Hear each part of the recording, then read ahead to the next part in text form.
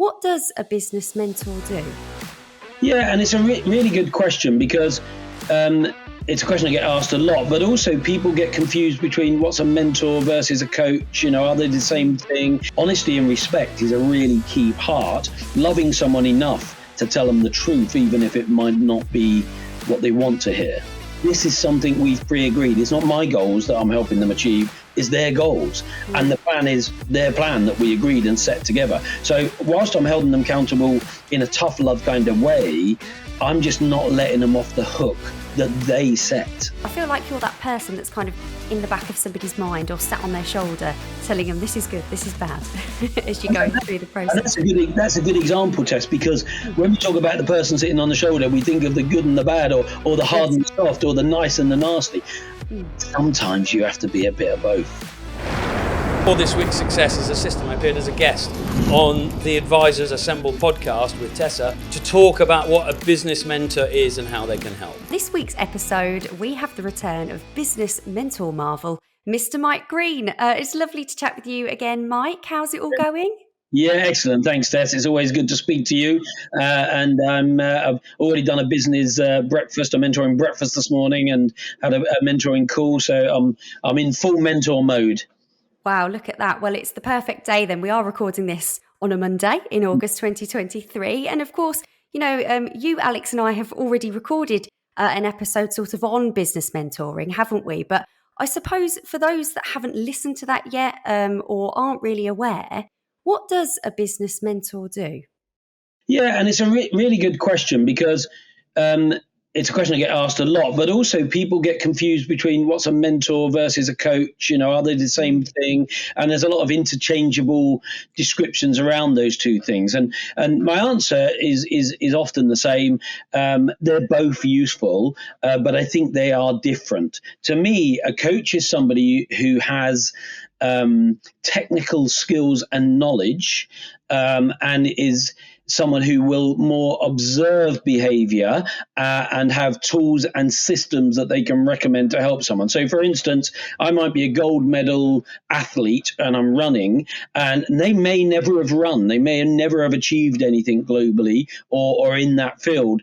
But they might be a trained biologist, or they might have lots of understanding of the body, its capabilities, and the positioning of a start of the run and the optimum amount of lifting your foot off the ground. So there's someone who I think can observe you, train you, coach you in the actions around the sort of optimal technical delivery.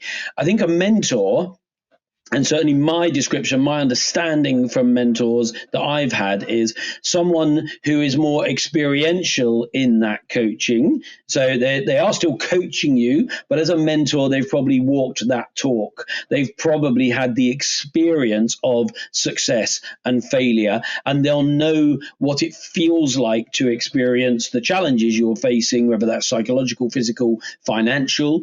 And so they can draw from personal or periphery experience that they have had to walk you through that issue or through that goal that you've set from the benefit of being there, seen it, done it, smelt it, tasted it. Okay. Well, you've painted a brilliant picture there, Mike. Yeah, and what they tend to do, a mentor, it is someone who will help take you from where you are to where you want to be optimally. And so they're going to help you set that goal. They're going to help you specify and detail that goal so that it's not just a kind of general it's a rifle focus. And then they're going to break that goal down with you and help you develop a strategy towards achieving that goal from where you are today to that achievement position, if you like. Okay, so it's very tailor-made then. There's a lot involved with it, I suppose. It is, and it's not just about, I think when we look back at our own school, and if we think of a teacher as a coach, or in some ways a mentor, so it might be a coach if they're teaching academic subjects, and it might be a mentor if, say, they're a sports teacher who sorry, let me just turn this. If they're a sports teacher who is going to teach you a certain sport, and they've come from being a footballer or a rugby player or whatever it was, and they've done it, so you can have a mixture. But often if we say to people, what was your favorite subject at school? They might say this subject or that subject. And if you said why, they'll say, oh, because they made it really interesting, or they really brought it to life. So it's not just about having someone with the coaching or mentoring know-how. It's having someone that you can relate to, that you can listen to, can engage with, that you believe understands you. So sometimes people will look and say, oh, I need that person, as if it's a commodity, or they tick a lot of boxes in terms of ability or experience, but they also need to be the right fit behaviorally, and you need to have this kind of connection, I think. Okay, and we'll definitely go on to talk a little bit more about that later on in the episode. But we have got a list of, frequently Googled questions here that people are asking, and this follows on quite nicely. So why do you need a business mentor? So why would somebody need a mentor? Yeah, and this answer is the same for mentor or coach. It's a couple of reasons. Firstly, often you can't see what you do wrong. So if it was coaching and we stick with a sporting analogy, they can maybe see slight behaviors or dynamics that you are so focused on the end goal that you're not seeing you do. Okay, they, if it was a mentor in a business sense, can see that you're heading down a pathway that if they've been there before, they can see this is not going to a good place, or they're kidding themselves, or 2 + 2 doesn't add up to 4 if they think this is where we're going. They are kidding themselves that this person, they're a good person that works for me, but they're not the best person. Actually, they're just not delivering the results, but I can't see sometimes beyond. So they can see from perspective, and they help you see. Additionally, then at the other end of it, once you've developed a goal or a strategy, they will hold you accountable.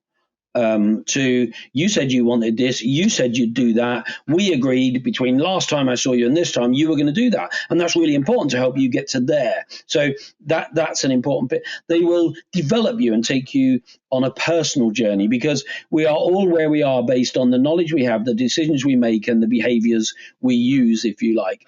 And sometimes people try to grow from where they are with the experience they've got to a new place. But logic should say you're here because of what you know and do.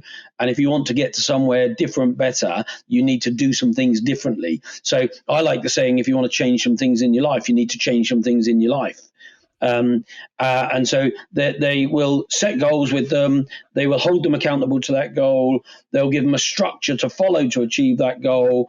And they'll give them feedback on their performance, good, bad, or ugly. So just earlier today, I was looking at a WhatsApp chat of a few people in a group that I was with, and somebody did a little video, and they said, what do you think?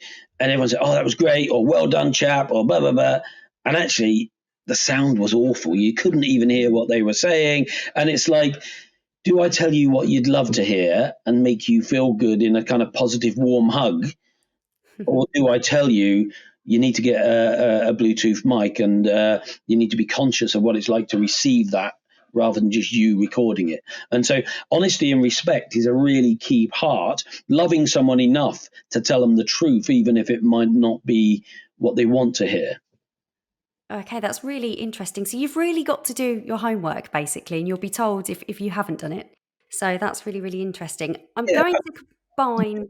The difference, Tess, on that is the difference to homework in the school sense, which we all hated, is that this is something we've pre-agreed. It's not my goals that I'm helping them achieve, it's their goals. Mm. And the plan is their plan that we agreed and set together. So whilst I'm holding them accountable in a tough love kind of way, I'm just not letting them off the hook that they set.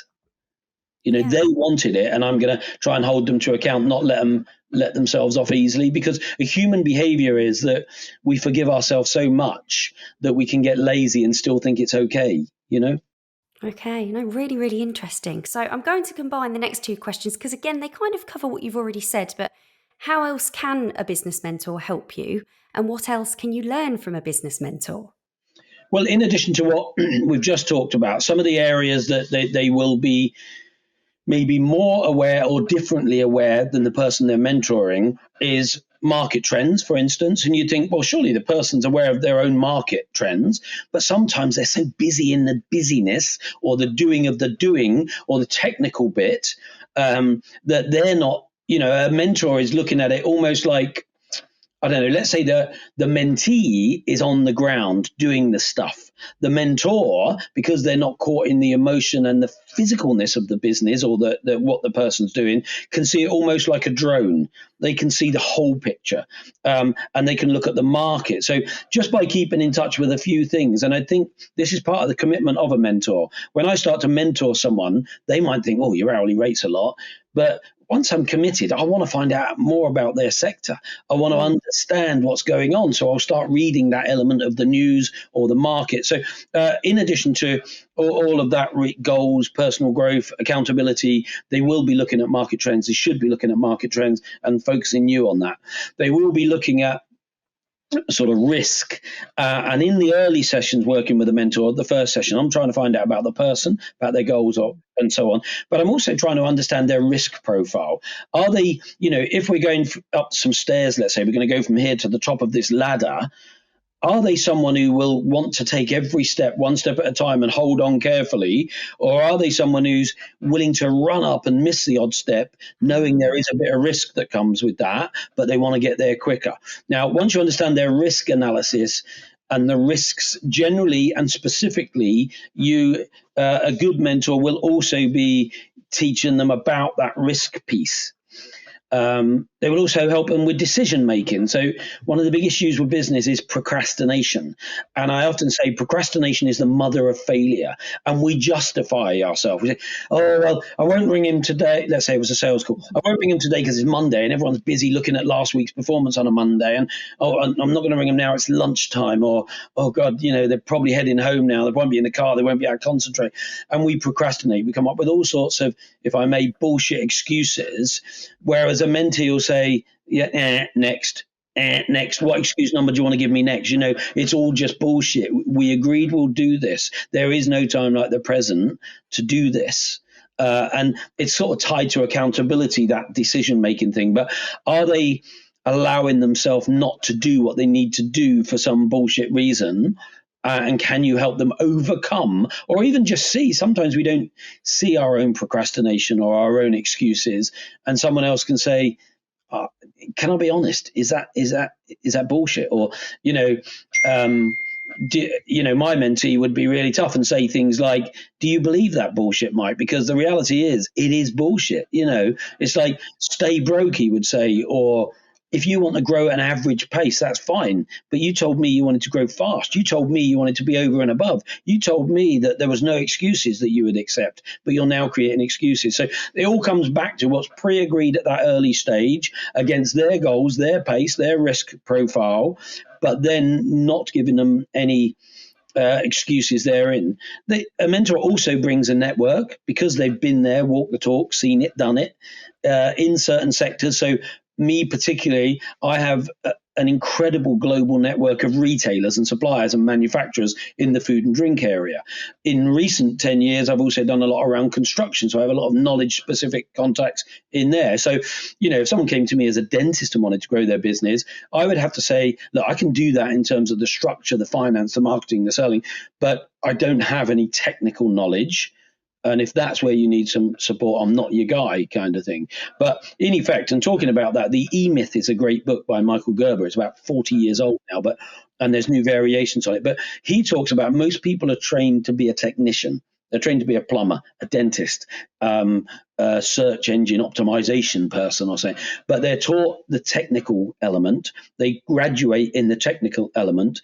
They don't then learn to become a manager of those kind of people and then go from manager to entrepreneur that can handle a whole business, that has the finance, the sales, the marketing, the operations, and strategic focus. So a mentor takes you up that ladder in terms of skill set, in terms of planning, and in terms of networking. So there's a lot there that they can bring. And so that's why, to me, be careful who you choose, because if you choose someone who's only like one step above you, sure, they can help you take that step. But most people, when they get a mentor or a coach, if they're paying for it, I think want to take multiple steps on a journey across a year or 3 years. Okay, so an important thing to think about there, really, but some really interesting points again, and really clearly explained as well. Some great analogies there as well. again, with this next question, I don't know whether you've got anything else to add. What other benefits are there of having a business mentor? But we've covered an awful lot there Yeah. already, haven't we? Well, I guess the other thing is you become a cheerleader for them. Okay, so That's nice. whilst I'm going to be like let's say I was a father figure or mother figure, whatever, parent, because or even partner, because it's a form of marriage. You enter into a relationship with these people. So if your mum or dad or partner said something to you, you would normally take it on faith that they're doing it from a position of love. So when they're tough, they're doing it for your benefit, not theirs. It's so easy to say something they want to hear, as I said earlier. But also then when you are that tough love, when you say, Tess, that was outstanding. I don't think there's anything I'd change there. You are so good at the selling, but we just need to get the finance bit sorted. So they will boost your confidence. They will, because of their experience, they'll be able to see they're amazing at this, they're amazing at that.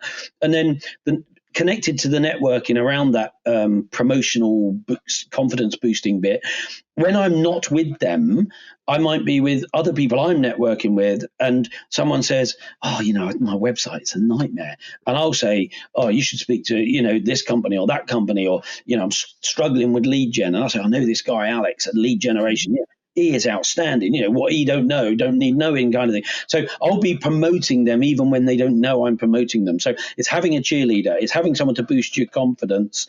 And then it's just sort of also directing you. You've got a PA. I don't know that you need a PA. Maybe you need a VA. Have you thought about this company? So they'll be sharing contacts. They'll be helping them find solutions to the problems.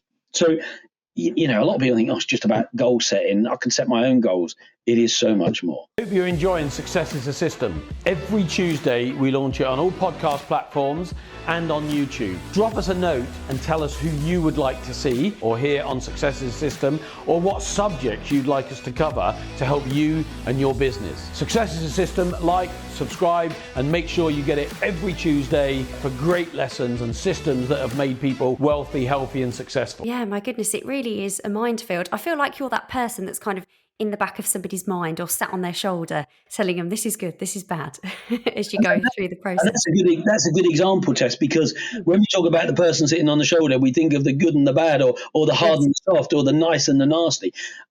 Sometimes you have to be a bit of both, because, and I ask permission, I say up front, if you want someone to cuddle you every time we meet, I'm probably not your person. But if you want someone to be your biggest cheerleader, but also your biggest critic to tell you when you're really being silly or doing something wrong or not doing what you said you were going to do, I'm your person. I'm both of those people sitting on the shoulders. Both of them, best of both. I know it's cliche, but there we go. Okay, now you did actually touch on costs a little bit earlier on, but how much does a business mentor cost? I presume this varies. It does. It varies a lot. I mean, there are people out there doing it for £50 an hour, and if you're starting from a clean slate and you've not achieved anything and it's the first time you've had a job, and they might be great, because if you're starting a job at £20 an hour, maybe they're someone who can take you the next level. I'm normally working in the range of £1,000 to £3,000 an hour. But if people pre-commit to a longer period, I'll look at discounting that a little bit. So, I unashamedly wouldn't want to start for less than about £1,000 an hour, but I can change their life for that. So let's just say I said to you, yes, it is £1,000 a month. I'll meet you for an hour each month. But along that journey, we're going to double your business this year. I'm going to take you from making 20,000 profit or 50,000 profit to a multi-million pound business. And I will help you exit that business for a life-changing sum of money. So if you had the price varies massively, but if you had an opportunity to, pay someone £50 an hour to kind of teach you a few technical bits, or someone to charge you £1,000 an hour but change your life, really, I mean, if I didn't think I could more than double someone's business, I wouldn't even be mentoring them. And so I'm in that kind of area. I mean, people like Grant Cardone, really, if you're being mentored, you're talking about £100,000 a year plus. So there are people like that. Anthony Robbins, if you want any of his personal time, and that would only be like you go on some of his courses with his trainers and you had maybe one or two one-to-ones with him across the year, you're talking £1 million. But, someone like Anthony Robbins took a business, he went from earning $20,000 a year in Rome, a suburb of New York, to earning £1 million a year within 1 year after working with Jim Rohn. And then a few years later, he floated his company for 400 million and bought an island in Fiji. So it's all kind of relative. Where would you want to go cheap? Could you afford to go cheap if you really wanted to achieve great things? So, one of the sayings I was thinking earlier, actually, I was talking to someone. In fact, I think I wrote it down, and it was on a completely different subject, but It was something like, don't expect millionaire lifestyle achievement with minimum wage thinking. Okay. This isn't somewhere where you want to be cutting money. And of course, I would say that. But I also say that about finance, accountants, lawyers. There are some areas of business you want to feel a bit uncomfortable with what you're paying, in my opinion. But if you're paying that good money, it's not unreasonable to demand and expect outstanding results. Okay. So that's definitely something to think about there, isn't it? I suppose, in a sense, you get what you pay for. And if And if you're not, you're not locked in forever. I would say as people, I'm not interested in doing less than 6 months. So, you might have a £6,000 commitment, and I'll reduce it if we went to a year. But if after 6 months and you made that commitment, and hell, look at my Google reviews, look at some of the endorsements, look at some of the people I've helped and the success we've had, that alone should give you some comfort. But if 6 months in, you don't think you're getting value, well, it's finished. Shake each other's hand, wish each other well, and go off and do your own thing with someone different. That's a really good point, actually. One of the questions that isn't on, our brief here that people have asked is, how long are you with a mentor for a business mentor? But like you've said, I'm guessing it varies. It just depends on that individual person. Yeah, so, I've got people that I've been mentoring for well over 10 years now. Now, it changes often. So it goes from being maybe once a month to being a once a year strategic review where we'll spend a half a day or a day together. We'll reset their 3-year plan because I've taught them the tools of how to kind of do the mapping, the planning, the self-accountability. I'll be available on a phone and that, but that might go from once a month to once a year. But I've got people well over 10 years. I'd expect it to last a couple of years, but again, that's subject to it working for both parties. And some people, I just have a one-off meet. They say, look, can I just buy 1 day of your time? Now, it's a bit like anything. If you go to a shop and you buy 1 can of Coke, you'll pay a price. Now, if you go to a cash and carry and buy 24, you'll get it cheaper. If you go to a wholesaler and buy a pallet, you'll get it much cheaper. So it's all to do with sort of quantum as well on pricing. Okay, so I suppose, if you're listening this far, people must be thinking, oh, well, how do I find the best mentor for my business? You talked a little bit earlier on about choosing the right business mentor, but how do you go about finding that right mentor? Well, I'd kiss a few frogs, in the old fairy tale of finding the prince, as it were. I always, if people are interested enough to find out more, I'll jump on a 15, 20-minute call. And it's a kind of speed date. What can you do in 15, 20 minutes? Actually, you can establish in 15, 20 minutes whether you relate to someone or not. I can ask a few interrogative questions to see, to sort of draw out of them what they really want. Do they know what they want? Can I help them with what they want? And they should see from me, he's not my kind of person, or he is. And, I had a call with a lady a few months back, and she said, oh, you sound a bit scary. And I said, well, if I'm scary to you, I'm probably not the right person, kind of thing. And, if you go off and find someone else and they seem more your cup of tea, and, go with them. Now, if you then go with them and you realize you probably did need a more bare knuckle mentor or blunt, honest mentor, come back to me in 6 months or a year, and we'll see if there's a conversation to be had then. But certainly, you wouldn't marry the first person you like the look of or the first person you kissed. Don't lock into the first person you see. So I'd do a 15, 20-minute exploratory call.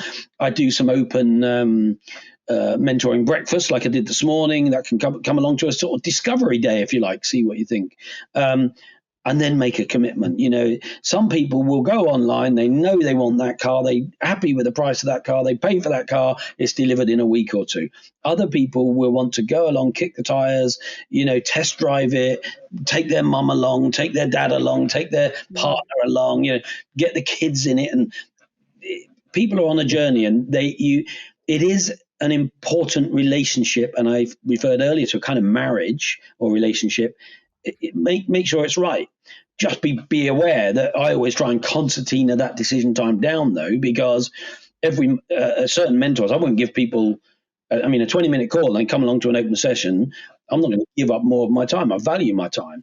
Equally, if they're going to take 6 months to decide, we could have probably doubled their business in 6 months. So how long do you want to wait to be the person you could have been, to achieve the goals you could achieve, and to know what you need to do to get to the goals that you need to achieve, and so on? So, too many people, they put off and put off and put off what they know they need to do. You got to get to a point where you think, okay, I've checked it out. It's like buying a car, I guess, going back to that. I've seen enough to know, or I've not. And if you really can't make that decision, don't make a decision. Move on. Okay. So actually then I'm going to skip a question, because we've kind of covered what should you look for in a business mentor. We can go back to it if we need to, but how should you then approach a business mentor? So say if I call you up, Mike, how should I approach sort of the conversation? I would have made some notes about what you want, because you're paying for it. It's your mentoring, if you like. I am a tool that you're going to use in that sense, okay, to help you get what you want to achieve. So you should have questions that are important. Price is often a big one. I'm normally quite upfront with that. If you speak to someone and we'll talk about that later, they probably know that it's going to scare the hell out of you, and they're trying to kind of justify it, or they're a bit embarrassed about it. I'm not embarrassed about it. I'll charge $1,000 an hour, but I'll give them tens of thousands of pounds of value per hour. So I have zero doubt that I can deliver on that. But they should know. Ask that question. Ask what they can expect to receive. How available will you be to me between our sessions? Can I email you occasionally? Can I call you occasionally? So, I might say, look, I don't mind the odd email or 5-minute call, and, I'll make time. But if each email requires half hour of my time, I'm going to then have a conversation and say, look, I'll come back to you on this, but next time I'm going to probably have to look at charging you for some extra time. So there's a bit of flexibility built in, like everything, but up front, I'd establish that. Because if you think, he's going to be my mate within 3 months, and we often are, but I do separate. This is the relationship we have professionally. This is the relationship we may build personally and become friends on. And within the professional relationship, there are boundaries, there are parameters. Equally, I don't want to go out to a private function or see them at a party and be doing mentoring chat. Do you know what I mean? So where are the lines? Ask that. What are your expectations? Ask if that's the right thing to expect, and if you're likely to get that back. And more importantly, ask their experience in achieving what it is you want to achieve. Have they been there? Have they seen it? Have they done it? How many other people have they helped?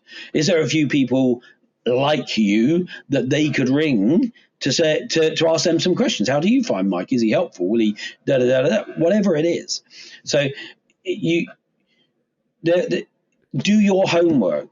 If you go into anything blindly, especially when it's a big ticket spend, because, 50 quid, most people could stomach it. If it's 1,000 quid and you're talking 6,000 or 12,000 or something like that, then you want to do your homework. You want to do your research on that person. If they're as good as they say they are, they will have a profile. Search them. Some people, like I do my podcast, people will say, Mike, I've got this great person to be on your podcast. They're amazing. They're done. And then I look, they've got no profile. They've got no business. They've not got any wiki page. And I'm not saying that's the be all and the end all, but, people are going to promote themselves at their absolute best. The question always is there knowledge, experience that I can find that supports what they're saying? So if they were in a court of law and, you were, someone had said, I'm going to sue you for being a mentor, could you find enough evidence to support it or not? What is the evidence out there to say Mike Greene has built business? Mike Greene has failed at business, has massively succeeded, has helped other people across range of businesses. So I think so many people have got a pretty sounding name, a nice looking logo, a jazzy website, and it might be sort of all glitz and no substance. Some people might have loads of substance, but a crap website. So, again, that profile research can make you think, because to me, I got a good website. I think I like it, and I've got a profile.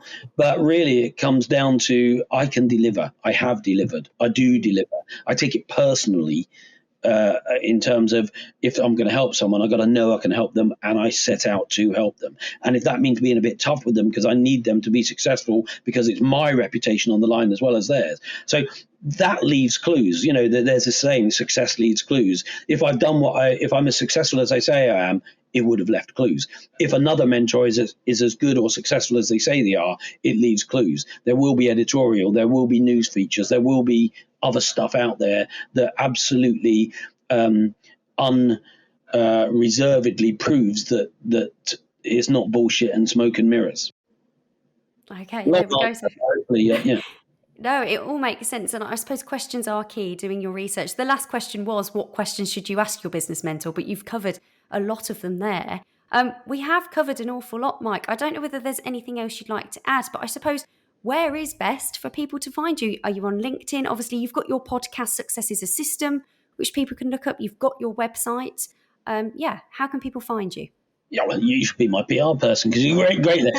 MikeGreene.co.uk, and that has got an E on the end of Green, so it's Mike Greene, all one word, but with an E on the end, .co.uk. On that website, people can fill out a little form. It will come straight to me. I see all of them because it's important to me on the mentoring side, and they can just love to set up a call to find out about mentoring. They can link with me. They can look at my Success is a System.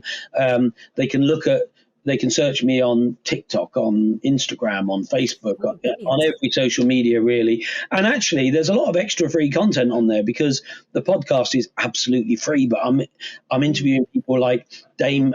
Tomorrow morning is Dame Mary Archer. My God, the woman is amazing. 79 years old. What she's achieved is incredible. In 1970, she was a solar scientist being mentored by a Nobel Prize-winning scientist. Incredible. And I used to think, she's married to Jeffrey. And people would say, she's married to Jeffrey in the sense that she's done well on the back of Jeffrey. I now realize Jeffrey is married to Mary. That woman is amazing. And I've got other people like Charlie Mullins sold his business last year for £147 million. He left school at 15 with no job and became a plumber kind of thing, or went straight into plumbing apprenticeship. Neville Wright, Joe Valente.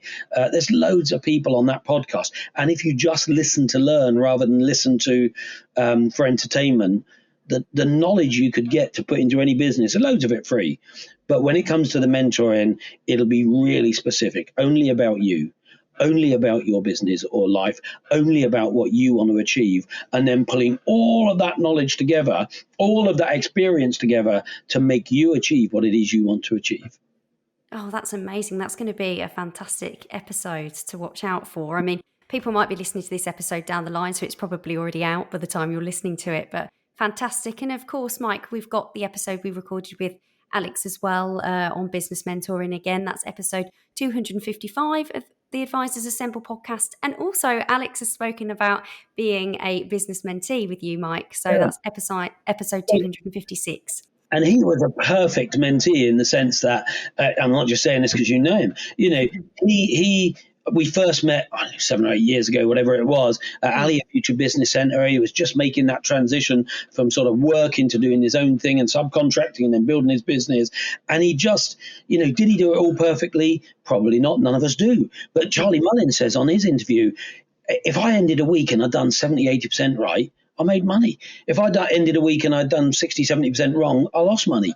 Or, and you don't have to be perfect to achieve amazing things. But, Alex just worked at it. He asked lots of questions. He put those answers into practice. And now he's got a business that is unrecognizable from where it was, and is going to be unrecognizable again in 3 years' time. So he's a great example, someone I've enjoyed working with. Hopefully he's benefited from my mentoring, and I promote him and recommend him today, and he does the same. So again, this relationship with a mentor, even if you're no longer mentor-mentee, it becomes a lifelong kind of respect, connection, friendship, more than mentee-mentor. Well, there we go. Well, a great note to end on there. Mike, thank you ever so much. That's been really, really interesting, and hopefully there's a lot there that people can take away from the episode. Perhaps we'll catch you on the podcast again soon. Who knows? But you take care. I look forward to it anytime, Tess. It'd be a pleasure to come back on.